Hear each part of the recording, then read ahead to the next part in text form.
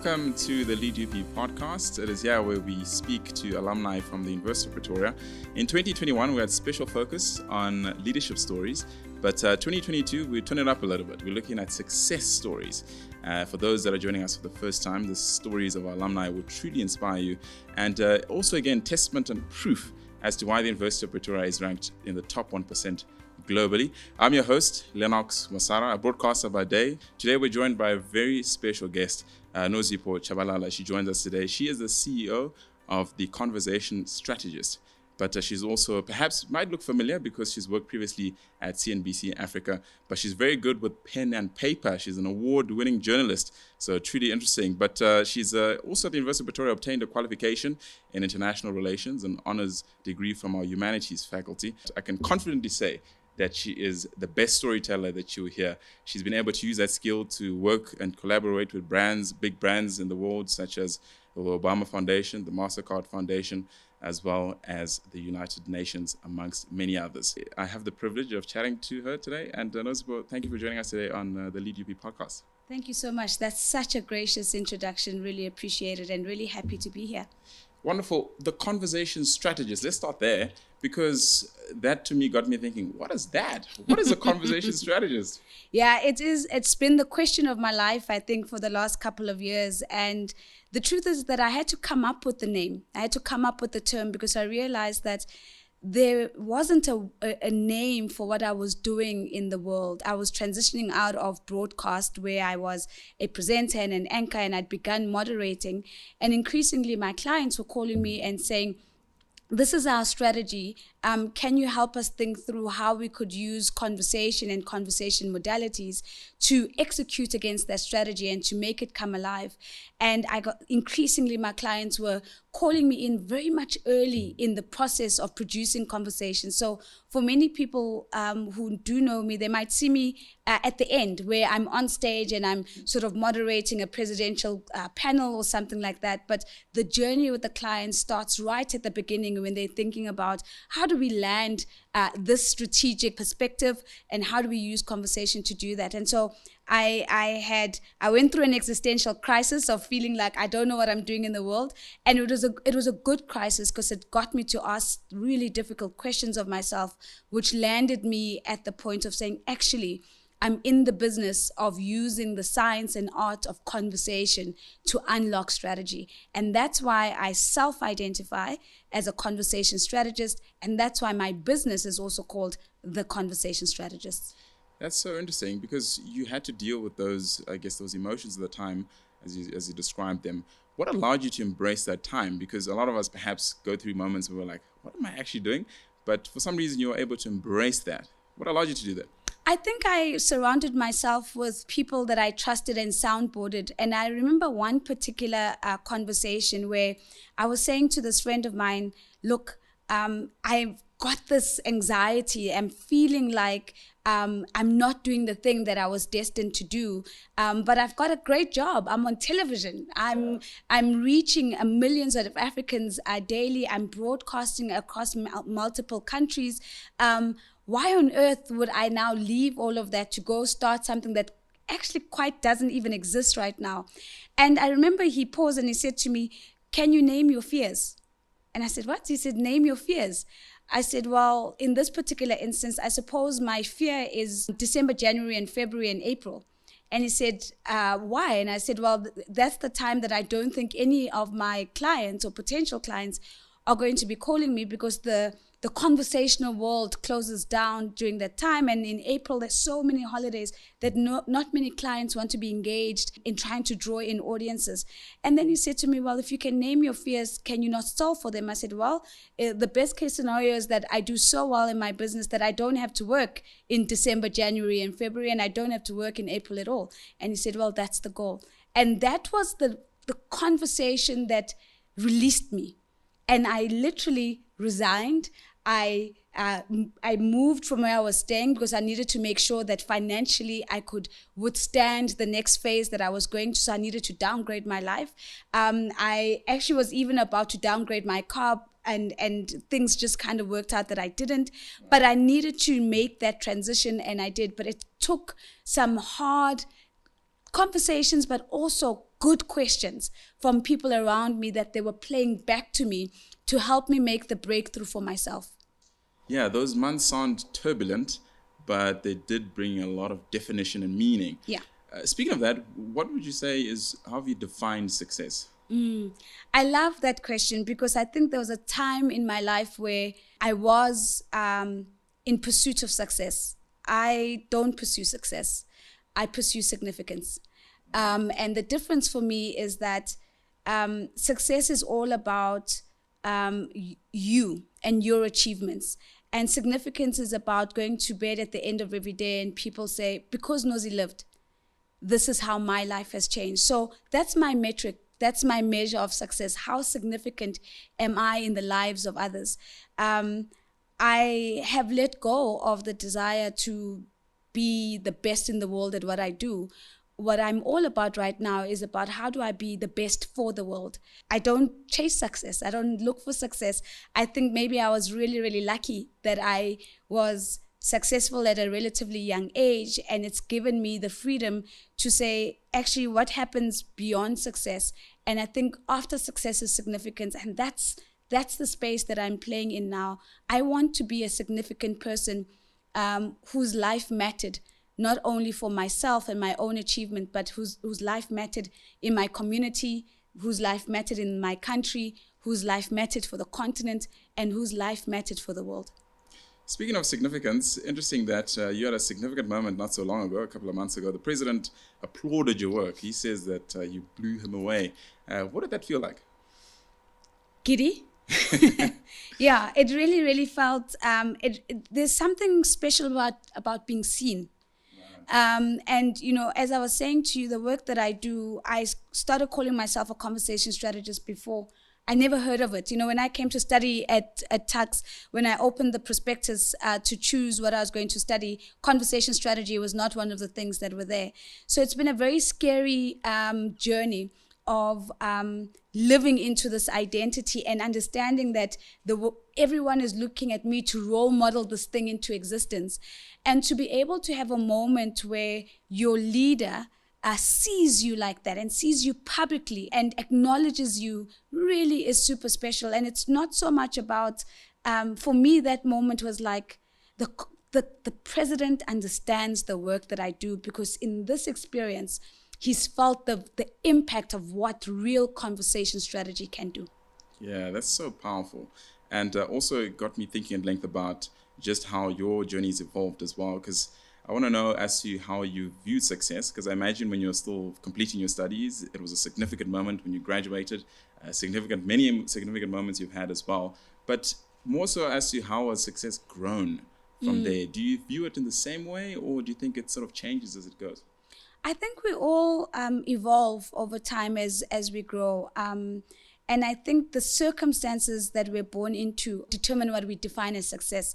I think a lot of us, myself included, in the earlier years, define success as what does it look like to break through the circumstance that I'm in now. So my story is not special. I was born in the 80s, very poor family, uneducated parents. My dad worked in factory shops. My mother was a street vendor. And so success for me was breaking out of that blueprint. Success for me was, at the very least, going to university. And when I was there and I arrived, I was like, oh, okay, no, success has to change now. So success for me now is actually not just ending at a bachelor's degree. Maybe success is getting an honors degree as well. And so the scope of what you view as success changes as you arrive at the places that you never thought that people like you can be. And so you almost get to a point where you're like, so I've everything that I've wanted to do kind of done already. And that's where I think the special moment of transitioning from success to significance actually happens. When you realize that actually there's no end goal. You can live your life chasing your own achievements, and you'll always find the next thing you need to break through. Or you can change the frame altogether and think about living your life for the significance of others. Yeah. Interesting. Earlier you mentioned something that was fascinating about the fact that your engagement with the client is not only on the day you're on stage, which speaks to, I guess, a prolonged process, but also, I guess, there's multiple people involved before you get on stage. Yeah. And that got me thinking as to success. What other factors contributed to your success? I'm sure there's many other people. You mentioned somebody earlier that asked you some difficult questions. Yeah. Perhaps there might be other factors. Yeah, absolutely. I think some of them are God-given, right? So, I can't claim those as my own. So I think I was really blessed to be born into a family where my mother she was a bull in a china shop. Nothing is impossible. Was the way she viewed the world. And I remember, I'll tell you a quick story. I remember when I was taking up the job in television, and I was leaving a very good trajectory job in corporate, and I was so scared to tell her. So I thought, let me crack a joke and then just sort of break the ice, and then she will sort of be more open to this big jump that I was about to make. So I said to her, by the way, I got a new job. And she says, what are you doing? So I said, they've asked me to go park airplanes at the airport. And her response was, when do you start? And I just remember thinking, my goodness gracious, if she thinks that I can do that, why on earth do I have self-limiting beliefs about what I can do? And so my mother's influence on my life was so great in really making me just see obstacles and hurdles as things to be overcome, and to actually run towards them so that I can really make those breakthroughs. By the way, my mom at 48 decided to go back to school, and actually ended up with a teaching degree by the age of 54. So, that's the kind of person that raised me. So that's God-given. Other things along the way, I think, have been really fantastic opportunities. I got to go to eventually really good schools through the goodwill of other people. I got scholarships, so I was able to also study abroad. I stumbled on Toastmasters, which was life-changing for me because it gave me the backbone of my speaking ability and capability, which I take into every single space that I work in right now. And in one of my early jobs, I worked at the presidency at the Union Buildings for the Deputy President, Dr. Mlambo Ngcuka. And what that did for me is that it gave me a network of people who cared about my success and cared about my trajectory. And that too was an ingredient. So it wasn't all about me and my intelligence and my capability. There was the environment, there was the mentors and the coaching formally and informally. There was goodwill of people just giving me things that I didn't deserve, people trusting me when I didn't need it to be trusted. But more importantly, sometimes people even just putting out risk capital for me, vouching for me even before I deserved that moment of them vouching for me. And all of these elements put together, including God-given talent, I think have been part of the recipe that has led me to where I am right now. Speaking of God-given talents, you tell wonderful stories. What do you think makes a good story? I think a good story must have a promise in it. So people lean into stories when they have an anticipation that something good's going to come out of this. It's oftentimes also, I think, the provocation that makes them think about, what can I do to bring about that good? Professional storytellers and writers will call it a plot. I'll call it a provocation. Something's going to be wrong, right? Something needs to be done. Something needs to be urgent. Something demands an action. And I think good stories are a combination of people responding to those moments. So I'm going to tell you a little bit of poetry. So I wasn't big on poetry till I met my husband, who is. And one of the poets he introduced me to was David White. And my favorite poem now is called Sometimes by David White. And David White says, sometimes you are confronted in your life by questions that have no right to go away. Questions that have been patiently waiting for you. And I think that's what good stories are all about. It is that provocation of a question. It's that thing that needs to be done, that's patiently waiting for all of us to respond, to engage, to lean in, with the promise that in answering that question, something better is going to emerge. Yeah, that's so interesting. It sounds like it brings a lot of hope as well.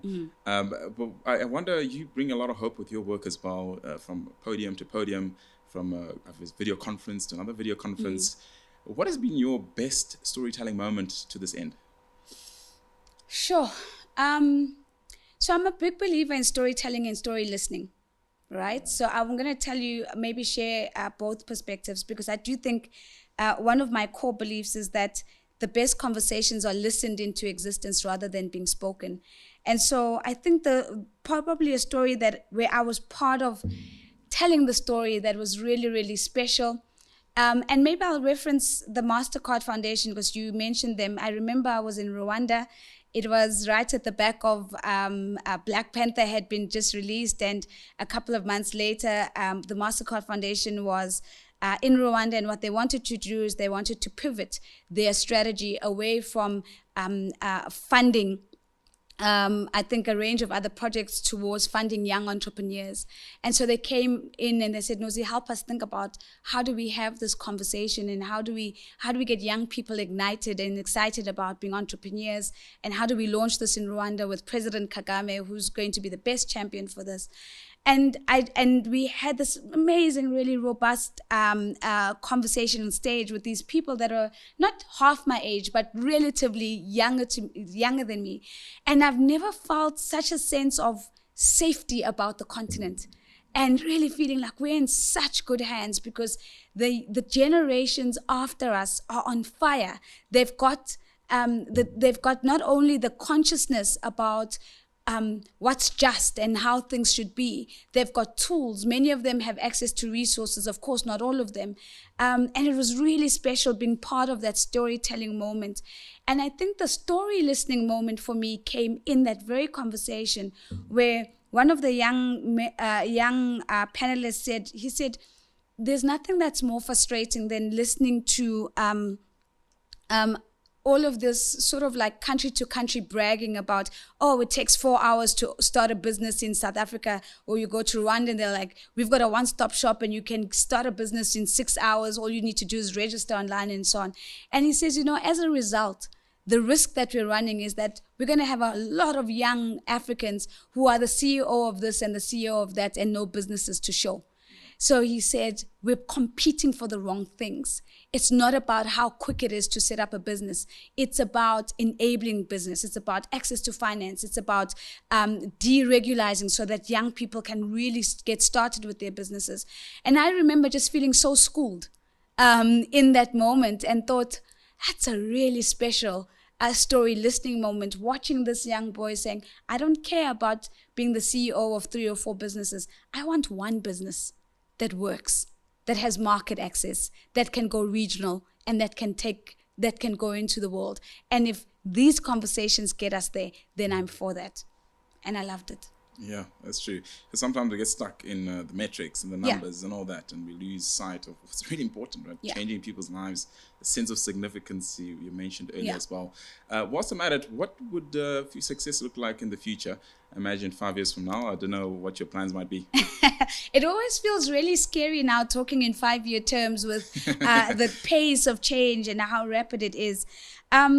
I don't know what I'll be doing 5 years from now. What I hope that I'm doing is that I am normalizing conversation strategy as a profession. I'm hoping that conversation strategy is making its way into the prospectus at tax, and it's a real pathway for people to follow and to study. I'm also hoping that I'm normalizing African women on global stages. My end goal, if I can put it like that, is to go back to public service. I want to serve my country. And I think I'm in the process of building right now in preparation for that. It's about building this profession. It's about building credibility. It's about building a global network. But ultimately, I think the ultimate significance is service.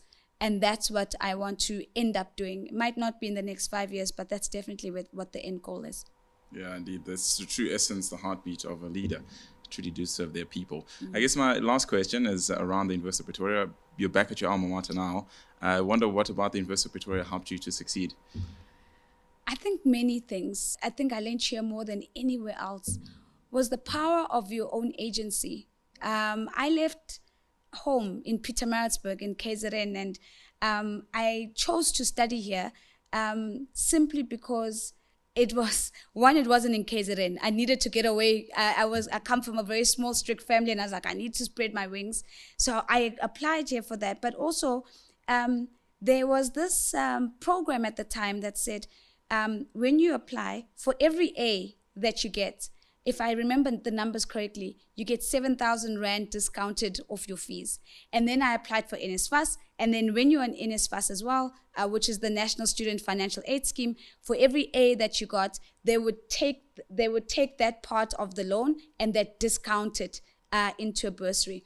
And so it seems like a small thing, but it was such a fundamental shift in my world about how I am responsible for how my life turns out, and my agency, how I show up in my lecture halls, in my studies, determines what, firstly, the burden that my family has to carry. And I told you, my mother was a street vendor, my father was a factory shop worker. I could alleviate my poor family from having to pay for me by just exercising my agency and being independent about choosing that I'm going to do this and I'm going to get it right. And so I remember that when I left tax, many of us who studied here on NSFAS would probably have left with this massive loan that you suddenly have to pay back. And I remember I left with like owing 17,000 Rand after spending 4 years here only. And that's because the university just said to me, here's the challenge. It's up to you. If you want to get through this without a financial burden on you and your family at the end of it, you can. And it was a lesson that I lived for 4 years, but I think it's one of the biggest lessons in my life. I am capable. If I want something to happen, I can make it happen. It depends on me. It starts with me. I can reach out to other people. I can get support from other people, but I'm the fire. And I've got to keep that flame burning. Other people can flame my fire, but they can't be the ignition for me. And I'll never forget that 4-year experience, and I carry it with me every single day. Incredible. Well, you have carried it with you because I certainly would speak with you all day if I could, just hearing your stories, which have truly been insightful. But from the bottom of my heart and from the University of Pretoria side, we wish you well in your future endeavors. And thank you for joining us today on the LeadUP podcast. Thank you so much for having me. It feels super special to be here, to be having this conversation. Never in a million years would I have imagined, first set foot on campus in 2003, that 19 years later, that I would be here having this conversation. So thank you. Incredible. That does bring us to the end of the conversation around significance, excellence, and just being able to listen to tell better stories. And this podcast is proudly brought to you by the University of Pretoria's Alumni Relations Office. You can find out more by going to www.up.ac.za/LeadUP or wherever you find your podcasts. This season, we are releasing our podcast every last Monday of the month. This podcast is proudly brought to you by the University of Pretoria's Alumni Relations Office. And my name is LeadUP Podcast. It's been great to host you. And our production team includes Samantha Castle, Elna Schutz, and our sound engineers are Louis Kluter Productions. Till we meet again, it's nothing but love and light. Stay fantabulous.